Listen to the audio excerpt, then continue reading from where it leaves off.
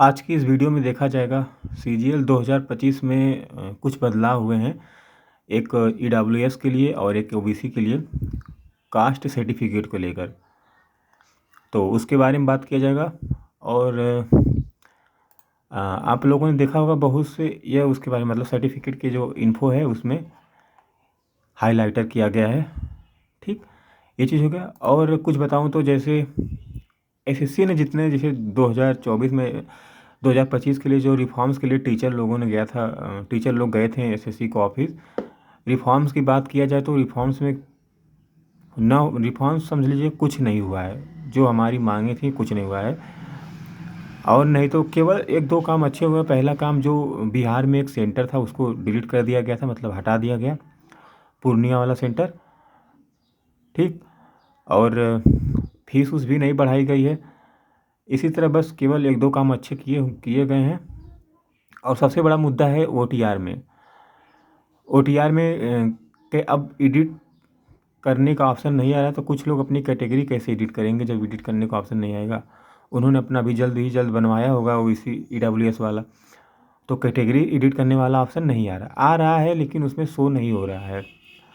तो सबसे बड़ी प्रॉब्लम ये है कि एसएससी को एडिट करने वाला ऑप्शन देना चाहिए। और एक आधार वेरीफाई वाला है।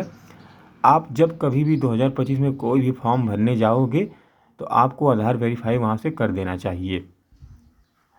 अब इसके बारे में नहीं कहा गया कि अगर जो नहीं करेगा उसका कुछ नहीं होगा, ऐसी बातें नहीं है।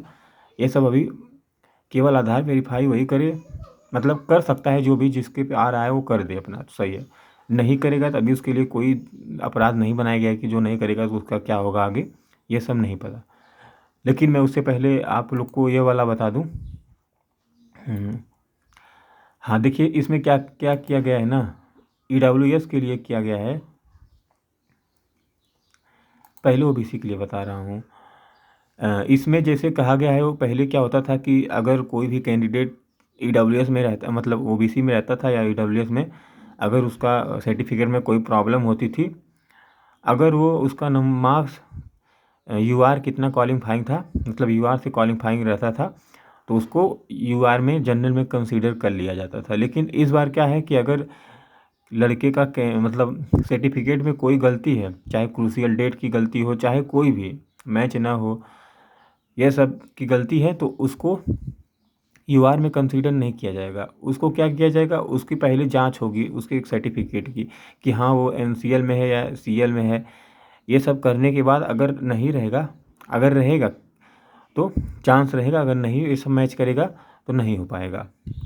और यहाँ पर देखिए यही लिखा है वही चीज़, ये क्रूशियल डेट वाला है कि क्रूशियल डेट से अगर नहीं मैच करेगा तो उसको नहीं मान्य किया जाएगा, चाहे वो मतलब ओबीसी और ईडब्ल्यूएस के लिए।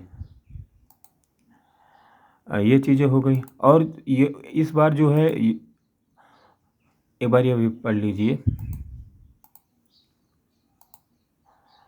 The commission will not instant on candidates producing OBC certificate issue within crucial date. The candidate of candidate will be remain provisional subject to verification his her claim by appointment authority. आपकी मतलब वही authority जो है check करेगी हर एक चीज़। अगर जो नहीं वो चीज़ मैच किया तो आपको समझ लीजिए हटा दिया जाएगा, आपको यूआर में कंसीडर नहीं किया जाएगा। और जो है इसका वो बता रहा हूँ ईडब्ल्यूएस के लिए, अब की बार ईडब्ल्यूएस के लिए यहाँ पे थोड़ा देखेंगे ना,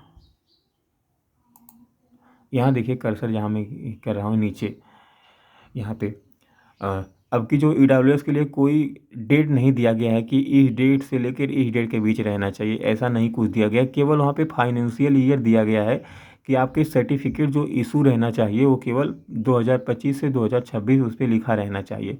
यह नहीं कि 2024 हो और 2025 हो, तब नहीं हो पाएगा। ठीक, और इनकम ऑफ फाइनेंशियल ईयर 2025 जैसे अकॉर्डिंग टू, ये तो बताया क्या अकॉर्डिंग टू उसके रहना चाहिए। लेकिन 2025 वाले परीक्षा में 2025 और 26 का रहना चाहिए, क्योंकि 2025 में आप पेपर देंगे तो 26 में उसका वेरिफिकेशन होगा 26 तक जाते जाते, है ना। तो ये चीज़ हो गया, ईडब्ल्यूएस में यही चेंज था। और जो ओबीसी वाला बताया, ओबीसी ईडब्ल्यूएस वाला बताया सर्टिफिकेट वाला कि नहीं मान्य होगा। सीधे शब्दों में एक लाइन यही लिखा हूँ, अब EWS OBC को UR में कंसीडर नहीं किया जाएगा अगर सर्टिफिकेट में कोई गलत हुआ, मतलब गलती हुई तो, या किसी का सर्टिफिकेट गलत हुआ तो। और आप यहाँ पर ये यूज़ कर सकते हैं अगर आपको लेना होना रहेगा, ठीक।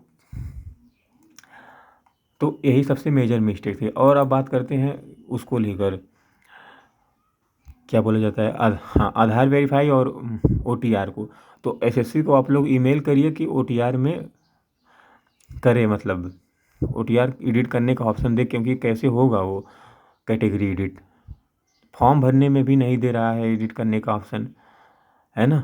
तो चीज़ें इसके ऊपर भी जल्द से जल्द लोग करें तो सही रहेगा, सभी टीचर लोग, ठीक। और बाकी आप लोग आधार वाला वेरीफाई नहीं करेंगे तो अभी इसका कोई इशू नहीं है कि जो नहीं करेगा उसका नहीं कुछ होगा, हो सकता है जो फॉर्म भरने जाए तब वो अपना करे, है ना। तो ये भी चीज़ें थी, ये भी चीज़ें थी। तो अब मैं इस वीडियो को समाप्त कर रहा हूँ। आप लोगों ने ये चीज़ समझ गए होंगे, ठीक ना। पहले ये होता था कि अगर जिसका जो मतलब कोई लड़का OBC का है या EWS का है, उसने जनरल की कट ऑफ क्लियर कर लिया है, फिर उसका पता चला उसका OBC के सर्टिफिकेट में कुछ गलती है, या फिर उसने OBC का सर्टिफिकेट डेट बहुत ज़्यादा हो गई है, तो चलो उसको UR में कंसीडर कर लिया जाए। लेकिन ये चीज़ें पॉसिबल नहीं होंगी, इसका मतलब यही था, इन सभी SSC के नोटिस में लिखा था, तो इसका मतलब यही था, ठीक। तो वीडियो को मैं समाप्त करूँ, वीडियो काफ़ी ज़्यादा लंबी बन गई है।